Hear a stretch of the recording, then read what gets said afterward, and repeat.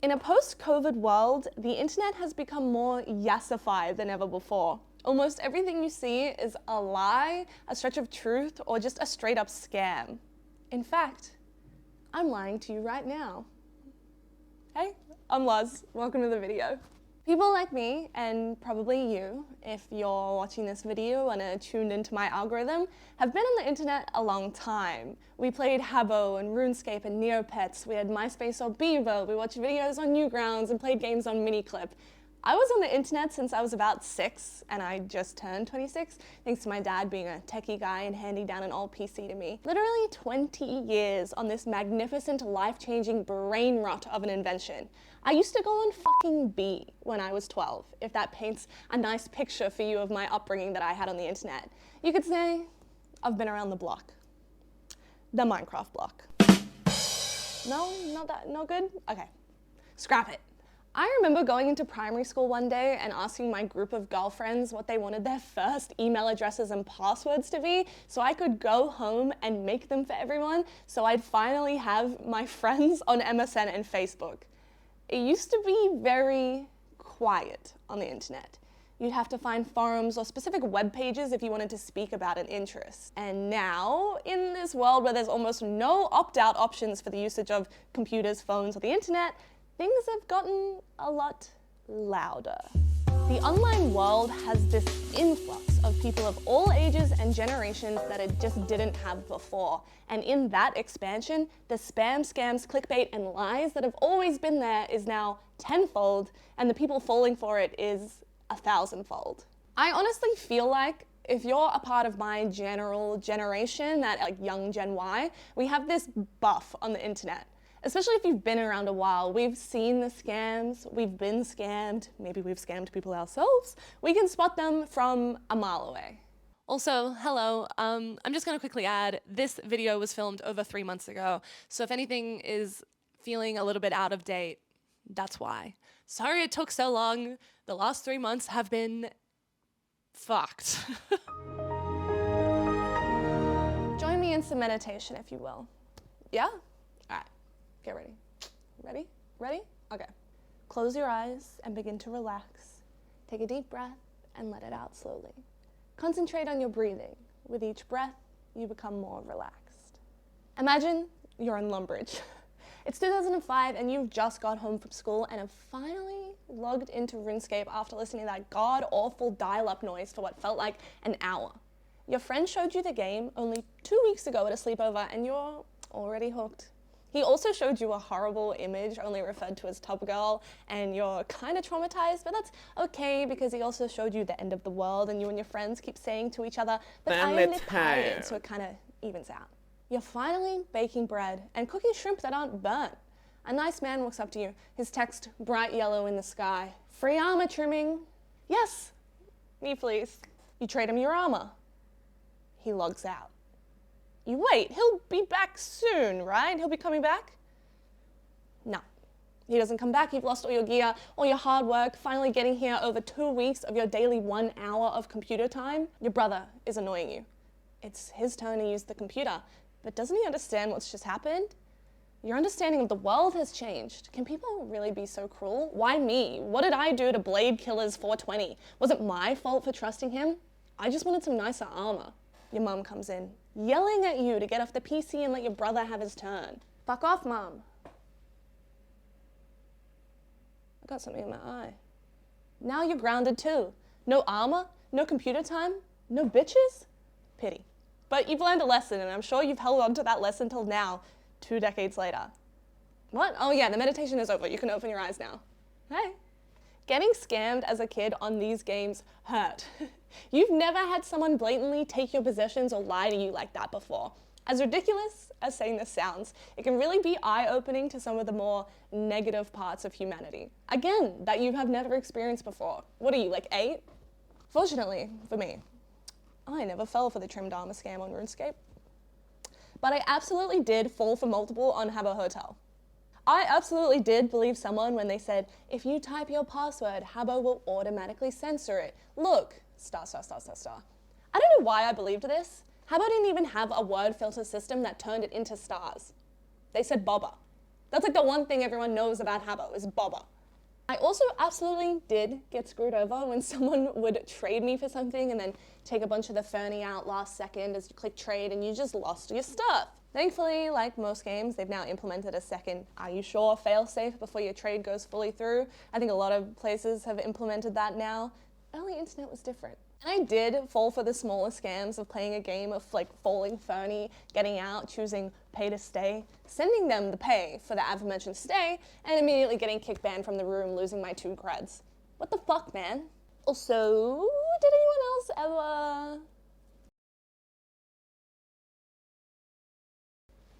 Anyway, one day, I thought I'd be the scammer. Not intentionally.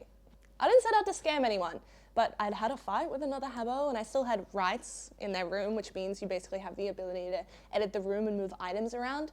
They had some grass patches. So I started placing the grass patches on top of each other one by one, making it look like I was picking them up into my inventory. And I said, "I'm using a website that lets me pick up your Fernie." Really getting them worried and scared. They were begging me to stop.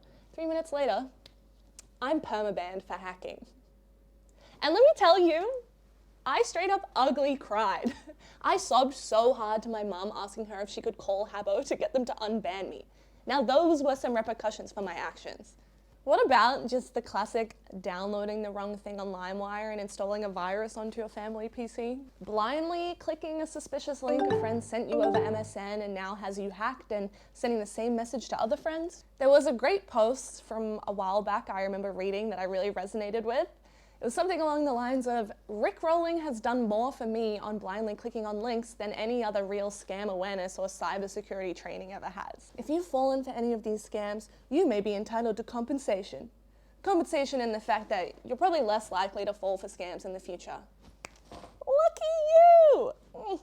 By the way, I am genuinely interested to know what's like the dumbest scam you've ever fallen for, so please tell me in the comments. This isn't really a scam per se, but I remember my brother and I found out that if you pulled out your Ethernet cable at just the right time at the end of the MapleStory PQ with the Moon Bunny rice cakes, you'd leave the instance and get to keep the seeds in your inventory that usually would be removed. They didn't even do anything. It just kind of felt cool to feel like a little hacker, like you scammed the system. Imagine the dopamine after actually scamming someone. Sounds like a vibe. I'm in. Where's the nearest MLM recruitment girl bus? Hit me up, hun. Talking about these old school RuneScape and habbo scams almost makes me feel nostalgic. On games like this, scammers didn't feel like people with actual malice behind them. It was probably just some dude trying to make a quick buck, and honestly, fuck them kids. Maybe they were scamming us for the greater good, you know? Teaching us these lessons at a young age so we wouldn't get scammed later by big scam. Because let me tell you, the internet is now rampant with entities that do have actual malice behind them and will market negativity to you to see their own success. Do you ever read something on the internet, something so small-minded, unresearched, just plain wrong, that it made you mad? So mad your heart starts beating a bit faster and immediately your hands go to the keyboard ready to let them fucking have it? Have you ever thought, maybe they said that to make you mad? Yeah, I mean, they likely did. I'm sure they probably have a pinned tweet promoting some NFT scam or an OnlyFans that you'll see the moment an influx of millions of people are suddenly clicking on their profile. I'm sure you've heard of sex sells. Well, anger sells too. All publicity is good publicity has existed since the 19th century. Oscar Wilde said, "The only thing worse than being talked about is not being talked about." Our current social media market works off of impressions. You commenting on something, even in anger, explaining the vitriol of this post and while you'll never support this person or company, that's impressions, baby. And this pushes it up the algorithm. I'll show you an example of this that even I've experienced personally. Here's the TikTok feed for my esports content creation company, Griefed. Yeah. We generally sit somewhere between 200 to 500 views with a few anomalies. Lol. We're a new account, okay? Go away. Our 6th highest viewed TikTok is objectively not the best. The footage was unfortunately out of focus. And the people let me know the moment I posted it. Granted, the thumbnail could have also helped, sex sells, but these 4 immediate comments telling me how out of focus the clip was, Impressions, baby! And these people are telling the algorithm, I saw this out of the thousands of posts across all platforms I've scrolled past today, and it made me willing to comment on it. It must be content that other people will want to see and comment on as well. So now my post and the algorithm kiss. And now it's the 6th highest viewed grief TikTok. We live in an impressions market, therefore we are being sold anger and negativity. Positivity rarely sells. What's more likely to get someone to hit the 240 character limit on a tweet and potentially leave multiple replies to a stranger on the internet? It's not someone appreciating the hilarity of your shitpost, I promise you. There was that really nice positive time in the 2010s where John Cena was the face of the now PG WWE and Pharrell's Happy was on the radio 60 times a day. But then COVID and the economy, a recession, interest rates, the housing market bubble, student loans, war, the fucking Game of Thrones ending, really fucking pissing everyone off, and like, what the hell, J.K. Rowling? Are you okay? I honestly feel like people wouldn't be so mad on the internet nowadays if J.K. Rowling hadn't turned out to be a psycho. At least like 2% less anger across like all social media. 2%'s a lot. People are already fucking mad in their day-to-day life. They're stressed. The world really does kind of suck at the moment. And we're being reminded about it every single day on social media. Elon just really thinks that someone being gunned down on the street fits really perfectly in my For You tab. Thanks, Elon. This is for me. It really fits in with all my gamer and wrestling accounts I follow. I'm glad I finally found something to replace the Watch People Die subreddit, because I was waiting for that, and seeing it without any prompting or consent. Fuck yeah! And no, I'm not moving to Threads. Zuck is not the lesser of two evils. He's the OG evil. Don't give this man a monopoly on your online presence. He hasn't kept it a secret that he's willing to sell it. He's just being smart and shutting up now and letting Elon embarrass himself, which isn't hard. This leads us to source checking. Have you ever wondered why like old white people will sit and watch Fox News all day and just believe everything they're fed? Because for a lot of them, this is the first time in their lives people are actively lying to them on a day-to-day basis in an attempt to do them harm without their best interests at heart. They don't have that untrusting bone inside of them, especially for people that look like them, if you get what I mean. If a reputable source like Fox News says XYZ, then it must be true. Why would they lie to me? It's on TV. People wouldn't really lie to me to hurt me, would they? I'm just some random person. Why would they go to the effort? I mean, I'm sure I don't have to answer that for you. Previously, the pool of places you could get information from were much smaller, likely just your local library or newspaper or on your TV. There were less ways for you to be lied to, you know. Not to say that propaganda hasn't always existed, but you get what I mean.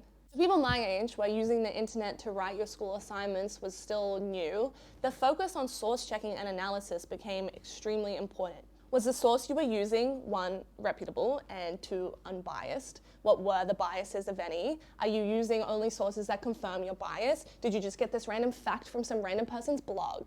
Yeah, information has become anonymous on the internet. But it seems that this has gone right out the window for so many, and in addition to the older generation who are more likely to read things and take it as fact because that's what they're used to, and the now actual children who are interacting with us on social media, people are just believing whatever they read. Side note, I hate that at any moment I can read a random thought from a 14-year-old. I was 14 once, and I was fucking stupid. Getting into Facebook arguments about feminism and having cyber sex on Habbo? Boring. I'm bored. You can't blame a 14-year-old for feeling and thinking like a 14-year-old. It's just already we're hearing and reading every single fleeting thought someone has and decides to put onto the internet. Not all thoughts are good or important or even that real. They're fleeting. And I just know that half the comments on a post on r/relationships that say divorce them are written by some random 14-year-old who has no real experience with adult relationships, because I used to fucking do that in my infinite internet teenage wisdom. And so do some of my friends. It's nice to feel smart and like an adult and like you have good, smart life experience. And it got 300 upvotes. Yay, internet points. Thanks for the gold, kind stranger. Anyway, the internet makes people take ridiculous things at face value. People react to headlines rather than the articles. They believe out-of-context quotes from a comedian's set without understanding the setup or even remembering that oftentimes the comedian just tells jokes, not speak reality. Those random podcast clips of a bunch of hot girls saying that it's okay to cheat on your partner, they know what they're doing. Even if they genuinely believe what they said, they know that that clip is going to make people mad, do schnutty impressions, and probably up their monthly listeners. I assure you that if you stop believing everything you read and taking it at face value, you will be a much happier person. Inject a little skepticism into your life, especially if there's a screen in front of you at the time. A quote that I think is relevant: if you're not paying for a product, you are the product. We may not pay to use social and digital platforms with money, but we do trade the collection and use of our data for it. And there are companies who intentionally manipulate their algorithms using this data. A non-incel may wonder how the fuck someone ends up so black-pilled. But the slippery slope is easy once your social platforms put you into succinct little bubbles where you think everyone else is wrong and out to get you, and the only thing you even get to consume anymore is the echo chamber of hatred that's been manufactured for you simply because maybe you were a little bit insecure or a girl may have rejected you in the past and you were easy to manipulate. I remind you, they want you to be mad. They want to isolate you because it sells. Speaking of hatred selling, this is a bit of a personal topic for me, something that, as being both a woman with body dysmorphia and a graphic designer, I notice. And it's not really new. We've always been sold a lie when it comes to famous people's appearances. Even going back to black and white films, they were editing the actor's skin. So this little segment, I won't be talking about the natural one-up rich people have in regards to being able to have access to and afford top-of-the-line skincare and personal trainers and food preparation. I will only be talking about photo or video editing. There's the more obvious ones: clear and smooth skin on the magazine cover or ad. Par for the course, right? We all know that they're edited or touched up. Have you ever noticed that almost every music video we saw on MTV or Rage growing up was filtered? The most common is a simple airbrush filter. Remove the pores, pimples, bags under their eyes. Look at the way the skin on their face looks almost out of focus or blurry.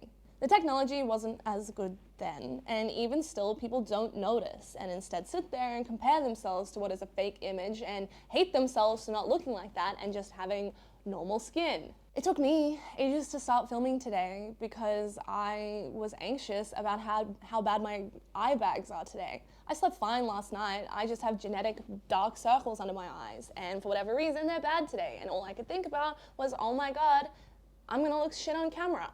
This has been ingrained in us. Self-hatred, jealousy, envy. Remember what that girl from like a minute or two ago was saying? It sells. I promise you, you really do need to sacrifice another baby to Satan and use its blood to look young forever. You really do need 5 different types of anti-aging cream if you want to be valued as a human being. Obviously. Again, this isn't new. But what is new is that now everyone has access to it. FaceApp is dirt cheap, Instagram filters are free. Now you can edit your waist and nose into oblivion too, and from the comfort of your own bedroom. Gee whiz, it's not like we're currently seeing the results of a lifelong battle of other people editing and controlling Britney Spears' body as a young woman or anything. If it's traumatized her this badly, why do we think we're immune? This is a generation of women who have been given the keys to their own body dysmorphia. Hollywood doesn't even need to make us hate ourselves anymore. We're already doing it for them. Aren't we so helpful? You may be wondering what exactly this has to do with this particular video topic. I believe this, filters, is a part of the scams, the lies of the internet, and the hatred it's thriving off of. Insecurities are normal, especially at a young age, for any gender. All of us have experienced looking at someone else's smile or nose or legs or back and thinking, I would give anything to look like them and not me. Funnily enough, a lot of people are thinking the same thing about you. And being marketed beautiful, gorgeous, perfect, amazing pop stars and movie stars has never helped this, but there was a distance from it. Of course they're beautiful, they're a movie star. But now you, or whoever, who doesn't like their waist size is sitting at home, scrolling on TikTok or Instagram, only seeing incredibly beautiful people with tiny little waist sizes. And you're thinking, why does everyone but me look so skinny and beautiful? I'm disgusting. I'm a whale. No one will ever love me. But they don't even actually look like that. It's a filter, and yes, filters can be on videos as well as photos. The technology of it now is fucking incredible. And now, you download the app too and start using that filter on yourself. Yassify the shit out of yourself. Get that yummy little dopamine as people comment on your pictures. Oh my god, I wish I had your waist, because people are starting to idolize this genuinely fake and really unattainable beauty standard as real. And now you're sucked in and perpetuating it. And the worst part is that it's not even your fault. They're selling it to you. Here's a quick hint for the untrained eye. And again, I'm not saying this to get you to shit on women who edit their photos. I want to teach you this so that you can start to realize when something's obviously edited and stop comparing yourself to it. Someone's waist or rib cage generally, most often, 99% of the time, cannot be physically smaller than their head. If someone's head looks weirdly big in a picture, especially compared to their waist, that is likely editing. One of the easiest ways to spot this kind of curvy editing is look for warped lines around their body, like a piece of wall or furniture that is supposed to be straight that is now wonky or pulled. Or say, if their elbows suddenly become very wide as they try to stretch in their waist and inevitably pull their elbow with it. Nerd City has a really fucking brilliant series on this that really breaks down how to notice when someone edits themselves in their pictures that I recommend. And again, I want to clarify that I'm not saying this as some sort of let's shit on women who are insecure parade. I just want to help people notice this kind of stuff so they stop comparing themselves to literally physically impossible standards of beauty and driving themselves insane with self-hatred. Did you know the Kardashians literally pay their paparazzi and get them to touch up their photos before they release them? It's not hard to find real unedited pictures of movie stars. They have pores and you can see foundation sitting on their face the same way as ours. It's just that everything that gets posted is edited. They have to keep up this standard, this facade. There's no such thing as aging gracefully for these older women. And the worst part, again, is that although they're perpetuating it, they are a part of it just as much as we are. They hate themselves too. And if they post a bad photo of themselves, which half the time isn't even that fucking bad, they will get roasted by millions of people. They'll get put on the cover of a fucking gossip magazine and get called fat when they're literally a size 6. And I'm sitting at home with a size 10 thinking, I'm the ugliest motherfucker in the world. We're all in this together. According to a report from the Wall Street Journal, Facebook revealed in an internal document that it is aware of the harmful effects these apps have on women. The document reported that 32% of teen girls said that when they felt bad about their bodies, Instagram made them feel worse. And among teens who reported suicidal thoughts, 13% of British users and 16% of American users traced the issue to Instagram. The Newport Institute, an American institute that focuses on comprehensive mental health care for younger people, source checking, really explains this whole topic more eloquently than I ever could. A link between filters and mental health is the negative impact on body image. Research shows that young adults who frequently use filters on social media often have increased feelings of dissatisfaction with their actual face and body.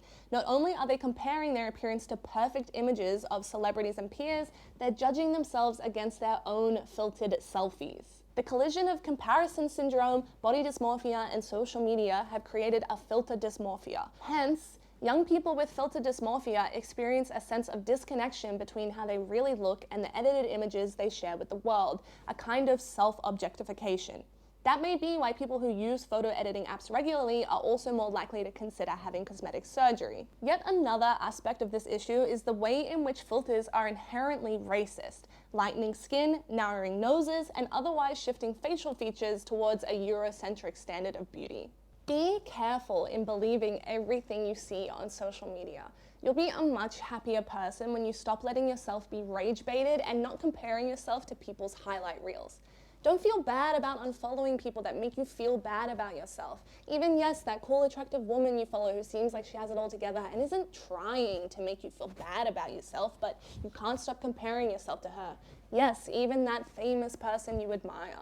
The world is already against us. Don't willingly give it more ammo on your social medias where it can get to you any second of the day in some of the most personal, intimate ways. Even if you're not willing to put the effort into fact checking or thinking outside of just reading something on your feed, because honestly, who gives a shit and why should I have to? I just want to doom scroll. Just let yourself disconnect emotionally from it. If we stop giving in to rage bait, there will be less of it. It's so exhausting and has made the internet hostile and just fucking boring. I just want to have some fun and read unhinged tweets or hear and engage in actually real and valid discourse, not blind anger. And as God as my witness, don't let anyone trim your armor. It's not even possible. Sub to the channel if you like. A thumbs up would be cool, but no pressure. See ya.